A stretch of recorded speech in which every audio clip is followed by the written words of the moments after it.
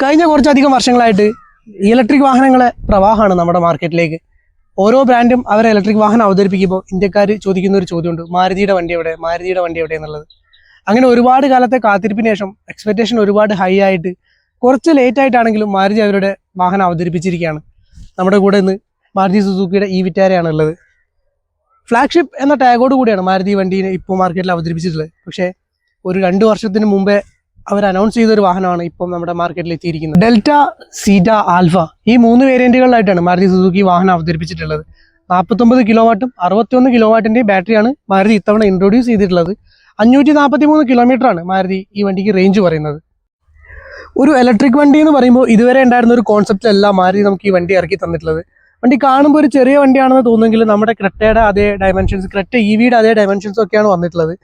ഈ ഫ്രണ്ടിലെ ഇൻഡിക്കേറ്റേഴ്സ് ഇത് തന്നെയാണ് DRL ആയിട്ട് മാറാം. കാണാൻ നല്ല ഭംഗിയുണ്ട്, ഭയങ്കര ക്യൂട്ടായിട്ടുണ്ട്.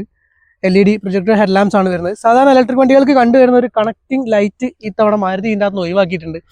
അതെന്തായാലും നന്നായി. അതുപോലെ തന്നെ മാരുതി സുസുക്കിയുടെ എംബ്ലം ഇതിൽ കണക്ട് ചെയ്ത് കൊടുത്തു, നല്ല രസമുണ്ട്. നമ്മൾ വണ്ടി നോക്കുകയാണെങ്കിൽ ഭയങ്കര ഒരു കരുത്തുറ്റ വണ്ടിയായിട്ട് തോന്നുന്നുണ്ട്. വണ്ടിയുടെ ഈ ഒരു ക്യാരക്ടർ ലൈൻസ് ആണെങ്കിലും ബോഡിയിൽ കൊടുത്തിട്ടുള്ള ലൈൻസ് ആണെങ്കിലും ഒക്കെ വണ്ടി കുറച്ചുകൂടെ സ്ട്രോങ് ആണെന്ന് നമുക്ക് തോന്നിക്കുന്ന ഒരു ലൈൻസ് കാര്യങ്ങളാണ് കൊടുത്തിട്ടുള്ളത്. ഫ്രണ്ടിൽ നിന്ന് വണ്ടി നല്ല ഭംഗിയായിട്ടുണ്ട് കാണാൻ. മാരുതി ഒരു യൂറോപ്യൻ സ്റ്റൈല് പിടിച്ചിട്ടുണ്ട് വണ്ടി. പക്ഷേ എനിക്ക് ഈ വണ്ടിയിൽ ഒട്ടും ഇഷ്ടപ്പെടാത്തത് ഇതിൻ്റെ സൈഡ് പ്രൊഫൈലാണ്. സൈഡ് പ്രൊഫൈൽ നോക്കുമ്പോൾ എനിക്ക് മാരുതിയുടെ തന്നെ എക്സ്പ്രസോ പോലെയൊക്കെ തോന്നുന്നുണ്ട് വണ്ടി കാണാൻ വേണ്ടിയിട്ട്. എവിടേക്കോ ഈ സൈഡ് പ്രൊഫൈൽ മാത്രം എന്തോ ഒരു മിസ്റ്റേക്ക് ഉണ്ട്, ഡിസൈൻ ചെയ്തില്ല. അല്ലാതെ ഇതിൻ്റെ ഫ്രണ്ട് ആണെങ്കിലും ബാക്കിൽ നിന്നാണെങ്കിലും വണ്ടി കാണാൻ നല്ല ഭംഗിയായിട്ടുണ്ട്. SUV ക്യാരക്ടർ കിട്ടാൻ വേണ്ടിയിട്ട് ഓവറോൾ ഒരു ഗ്ലാഡിയും കൊടുത്തിട്ടുണ്ട്. ഇത് ഭയങ്കര നല്ല രസമായിട്ടുണ്ട്. അതേപോലെ തന്നെ യൂസ്ഫുൾ ആണ്. എന്തെങ്കിലും ചെറിയ മരങ്ങൾ, ചെടികളൊക്കെ വരഞ്ഞിട്ടുള്ള സ്ക്രാച്ച് കാര്യങ്ങളൊക്കെ നമുക്ക് ഒരു പ്രൊട്ടക്ഷൻ ഇതിൻ്റെ അകത്ത് നിന്ന് കിട്ടും. ഇത് അത്യാവശ്യം നല്ല ഭംഗിക്ക് ഓവറോൾ വണ്ടിക്ക് കൊടുത്തിട്ടുണ്ട്. ഒരു SUV ക്യാരക്ടർ പിടിച്ചിട്ടുണ്ട് എന്തായാലും വണ്ടി. ഇനി നമ്മൾ ബാക്കിലേക്ക് വരുമ്പോൾ ഈ ഒരു ടൈൽ ലാമ്പ് അത്യാവശ്യം നല്ല ഭംഗിയായിട്ടുണ്ട്, ഭയങ്കര അട്രാക്റ്റീവായിട്ട് തോന്നി. ഈ ഒരു കണക്റ്റഡ് ടൈൽ ലാംപ്സ് കൊടുത്തു നമ്മുടെ വിക്ടോറിയസിലൊക്കെ കണ്ടതുമായിട്ട് ചെറിയൊരു സാമ്യം ഉണ്ടെങ്കിൽ പോലും നല്ല ഭംഗിയായിട്ട് തോന്നിയത്. അതേപോലെ തന്നെ പിന്നിൽ കൊടുത്തിട്ടുള്ള ഈ ഒരു ഈ വിറ്റാരയുടെ എംബ്ലം, ഈ വിറ്റാര എന്ന് പറയുന്ന എംബ്ലം പ്ലേസ് ചെയ്തതും നല്ല രസമുണ്ട്. വൈപ്പർ പിന്നെ മസ്റ്റാണ്, അപ്പോൾ വൈപ്പറും അത്യാവശ്യം വൃത്തിക്ക് പ്ലേസ് ചെയ്തിട്ടുണ്ട്. ബാക്ക് നോക്കുമ്പോൾ ഓവറോൾ ഒരു പ്രീമിയം ജർമ്മൻ കാറിൻ്റെ ടച്ചൊക്കെ എവിടേക്കോ പിടിച്ചിട്ടുണ്ട്. ഓവറോൾ 300 ലിറ്ററാണ് ഇതിൻ്റെ ഒരു ബൂട്ട് സ്പേസ് വരുന്നത്. നമ്മുടെ ബാക്കിലെ 2 സീറ്റുകളും റിക്ലൈൻ ചെയ്യാൻ പറ്റുന്നതാണ്. ഇവിടെ ചെറിയൊരു സ്റ്റോറേജ് സ്പേസ് കൊടുത്തിട്ടുണ്ട്. നമ്മുടെ സ്റ്റെപ്പിനി ടയർ കാര്യങ്ങളാണ് ഇതിൻ്റെ ഉള്ളിൽ. അത്യാവശ്യം വൃത്തിക്ക് തന്നെ അത് പ്ലേസ് ചെയ്തിട്ടുണ്ട്. ഇവിടെ ഇൻഫിനിറ്റിയുടെ ബാഡ്ജ് കാണാം. ഇൻഫിനിറ്റിയുടെ സബ് ഇവിടെയാണ് കൊടുത്തിട്ടുള്ളത്. മാരുതിയുടെ സാധാ ടിപ്പിക്കൽ വണ്ടികളിൽ നിന്ന് വ്യത്യസ്തമായിട്ട് അത്യാവശ്യം വൃത്തിക്ക് ബൂട്ട് നന്നായിട്ട് പാക്ക് ചെയ്തിട്ടുണ്ട്. മാരുതിയുടെ നമ്മുടെ സ്വിഫ്റ്റിലൊക്കെ കണ്ടുപോലെ ഡോർ ഹാൻഡിൽ ഇവിടെയാണ് പ്ലേസ് ചെയ്തിട്ടുള്ളത്. ഈ ഡോർ ഹാൻഡിൽ മാത്രമല്ല, ഇവിടെ നമ്മളെ റണ്ണിങ് ബോർഡ് കവർ ചെയ്തിട്ടുണ്ട്. ഡോർ ഓപ്പൺ ആവുന്നത്, ഡോർ ഓപ്പൺ ചെയ്ത് വരുന്ന സമയത്ത് റണ്ണിങ് ബോർഡ് കൂടെ കവർ ആവുന്നുണ്ട്. ഡോർ അടയ്ക്കുമ്പോഴും അത് പ്രത്യേകം കാണാൻ പറ്റും. അപ്പോൾ എന്തെങ്കിലും ചളി കാര്യങ്ങളൊക്കെ ഉണ്ടെങ്കിൽ നമ്മൾ കയറി ഇറങ്ങുകയൊക്കെ ചെയ്യുമ്പോൾ നമ്മുടെ ഡ്രസ്സിലാവാനുള്ളൊരു സാധ്യതയും കൂടെ കൂടുതലാണ്. അതുപോലെ തന്നെ ഈ ഗ്ലാസ് ഏരിയ കുറച്ചുകൂടെ വലുതാക്കാമായിരുന്നു എന്ന് തോന്നി. ഇവിടുന്ന് ഇങ്ങോട്ടുള്ള കട്ടിങ് കുറച്ചിട്ട്, കാരണം അവിടെ ഇരിക്കുന്ന പാസഞ്ചറിന് കുറച്ചുകൂടെ വിസിബിലിറ്റി കുറയും. അതൊരു അൺകംഫർട്ടബിൾ ഫീലാണ് കിട്ടുക. ഈ ഗ്ലാസ് ഏരിയ കുറച്ചുകൂടെ വലുതായെങ്കിൽ നന്നായനെ. ഒന്നുമില്ലെങ്കിൽ ഈ ഒരു വലിപ്പം ഇവിടെ വരെ കൊടുക്കായിരുന്നു. ഈ ഒരു പോർഷനിലെ ഡിസൈനാണ് ഞാൻ പറഞ്ഞത് എനിക്ക് എവിടേക്കോ എക്സ്പ്രസോ ഒക്കെ ആയിട്ടൊരു സാമ്യം തോന്നുന്നത്. ഇനി നമ്മൾ ഹുഡിലേക്ക് വരുമ്പോൾ ഹുഡിലാണ് മെയിൻ ഡിഫറൻസ് വരുന്നത് വണ്ടിയുടെ.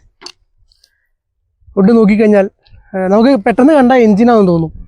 പക്ഷെ വണ്ടിയുടെ മോട്ടോർ വരുന്നത് ഇവിടെയാണ്. മോട്ടോർ വരുന്നത് ഇതിനകത്ത് എനിക്ക് മെയിനായിട്ട് തോന്നിയ ഒരു പോരായ്മ എന്താ വെച്ചാൽ ഇത് പക്ക പാക്കിംഗ് കൊടുക്കായിരുന്നു. നമ്മളെ ബാക്കിയുള്ള എല്ലാ ഇലക്ട്രിക് വണ്ടികളിലും ഇവിടെ സ്റ്റോറേജ് സ്പേസ് വരെ കൊടുത്തിട്ടുണ്ട്.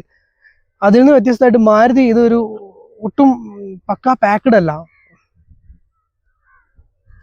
ഈ ഓറഞ്ച് കാണുന്ന വയേഴ്സ് ഹൈ വോൾട്ടേജ് പാസിംഗ് ആണ്. ആരെങ്കിലും വണ്ടി എടുത്ത് എന്തെങ്കിലും ആവശ്യത്തിന് അതൊന്നും പോയി പിടിച്ചുവിടണ്ട, കാരണം അടിച്ചു പോകാനുള്ള സാധ്യത കൂടുതലാണ്. അപ്പോൾ ഇത് അത്യാവശ്യം വൃത്തിക്ക് പാക്ക് ചെയ്തിരുന്നെങ്കിൽ ഒന്നുകൂടി ഇത്രയും വലിയ വിലയുടെ വണ്ടി ആകുമ്പോൾ അതിൻ്റെ ഒരു പാക്കിംഗ് ശ്രദ്ധിക്കായിരുന്നു തോന്നി. പിന്നെ നമുക്ക് ഈ സൈഡിലായിട്ട് ഇവിടെ ഒരു വയർ കാണാം. ഈ ഒരു വയർ കാണാം.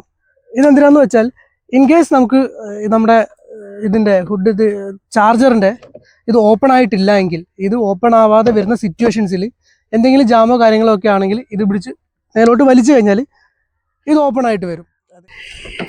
ഇനി നമുക്ക് മാരുതി സുസുക്കി ഈ വിറ്റാരയിൽ ഏറ്റവും പ്രീമിയം ആയിട്ട് ഒരു ലക്ഷറി വണ്ടിയിൽ കയറിയ ഫീൽ കിട്ടുന്നത് വണ്ടിയുടെ ഇന്റീരിയർ ആണ്.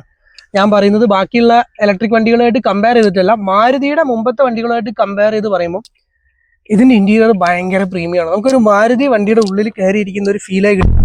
കാരണം അത്രയും വൃത്തിക്കാണ് അവരിത് ഡിസൈൻ ചെയ്തിട്ടുള്ളത്. ഇതിന്റെ ഇവിടെ കൂടുതലുള്ള പിയാനോ ഫിനിഷ്, ബ്ലാക്ക് കളർ ആണെങ്കിലും അതുപോലെ തന്നെ ഈ ഒരു കളർ കോമ്പിനേഷൻ ഒക്കെ അടിപൊളിയായിട്ടുണ്ട്. അതിൽ അവർ നന്നായിട്ട് ശ്രദ്ധിച്ചിട്ടുണ്ട്. ഫിസിക്കൽ ബട്ടൺസ് കൊടുത്തിട്ടുണ്ട്. ഇപ്പം എല്ലാ വണ്ടികളിലും ഫിസിക്കൽ ബട്ടൺസിന്റെ എണ്ണം കുറഞ്ഞു വരികയാണ്.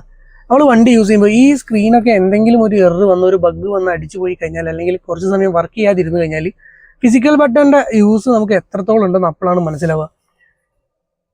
AC വെന്റ്സ് ഒക്കെ കൊടുത്തത് എനിക്ക് തോന്നുന്നു നമ്മുടെ ഒരു ജീപ്പ് കോമ്പസിലൊക്കെ പണ്ട് വന്നിട്ടുണ്ടായിരുന്ന ആ ഒരു സ്റ്റൈലാണ് കൊടുത്തിട്ടുള്ളത്. പക്ഷേ ഇതിന്റെ ചുറ്റും ഒരു ഡിസൈനൊക്കെ കൊടുത്തിട്ട് ഭയങ്കര മനോഹരമാക്കിയിട്ടുണ്ട്. ഈ ഒരു 3 കളേഴ്സ് വരുന്നത് തന്നെ നല്ല ഭംഗിയുണ്ട്. വണ്ടിയുടെ ഉള്ളിൽ കയറുമ്പോൾ നമുക്ക് ഭയങ്കരമായിട്ടൊരു പ്രീമിയം ഫീൽ കിട്ടും. ഒരു ലക്ഷറി വണ്ടിയുടെ ഉള്ളിൽ കയറിയ ഒരു ഫീലാണ് നമുക്ക് കിട്ടുന്നത്. വയർലെസ് ചാർജർ വരുന്നുണ്ട്, ആൻഡ്രോയിഡ് ഓട്ടോ, ആപ്പിൾ കാർപ്ലേ എല്ലാം വരുന്നുണ്ട്. ഇതിന്റെ താഴത്തായിട്ട് നമുക്കൊരു സ്റ്റോറേജ് സ്പേസ് കാണാൻ പറ്റും. ഓക്കെ, ഇന്റീരിയറിൽ നമ്മൾ സാറ്റിസ്ഫൈഡ് ആവും. വണ്ടി നമ്മൾ പുറമെ കണ്ട് നമുക്ക് വലിയ വണ്ടിയാണ്, ചെറിയ വണ്ടിയാണ്, ഡയമെൻഷൻസ് പോരാ, അങ്ങനെ എന്ത് തോന്നിയാലും ഇന്റീരിയറിൽ കയറി കഴിഞ്ഞാൽ നമുക്ക് എല്ലാവർക്കും ഒറ്റ അഭിപ്രായം ഉണ്ടാവുള്ളൂ. പിന്നെ ഈ ഒരു പ്ലാസ്റ്റിക്കിന്റെ ക്വാളിറ്റി, ഇത് ഹാർഡ് പ്ലാസ്റ്റിക് ആണ് കൊടുത്തിട്ടുള്ളത്. ക്വാളിറ്റി നമ്മുടെ ബ്രസ, ഗ്രാൻഡ് വിറ്റാര തുടങ്ങിയ വണ്ടികളിലൊക്കെ കണ്ടിട്ടുള്ള സെയിം ഒരു ക്വാളിറ്റി തന്നെയാണ്. പിന്നെ പറയാനുള്ള ഒരു കാര്യം, സൺറൂഫ് അല്ല മൂൺ റൂഫ് ആണ്. അത് നന്നായി. കാരണം എന്തിനാണ് നമ്മുടെ നാട്ടിൽ സൺറൂഫ് തുറന്ന് പുറത്തേക്ക് തലട്ട അപ്പോൾ പോലീസ് ഫൈൻ ഇടും. പിന്നെ എന്തിനാണ് നമുക്ക് സൺറൂഫ്? കാണാൻ നല്ല ഭംഗിയുണ്ട്. ഇലക്ട്രിക്കലി അഡ്ജസ്റ്റബിൾ ഒന്നല്ല, നമ്മൾ ഇതിന്റെ കർട്ടനൊക്കെ മാനുവലി തന്നെയാണ് അഡ്ജസ്റ്റ് ചെയ്ത് വെക്കുക. മൊത്തം ഇന്റീരിയർ ബ്ലാക്കിലാണ് കൊടുത്തിട്ടുള്ളത്. അതും നല്ല ഭംഗിയായിട്ടുണ്ട്.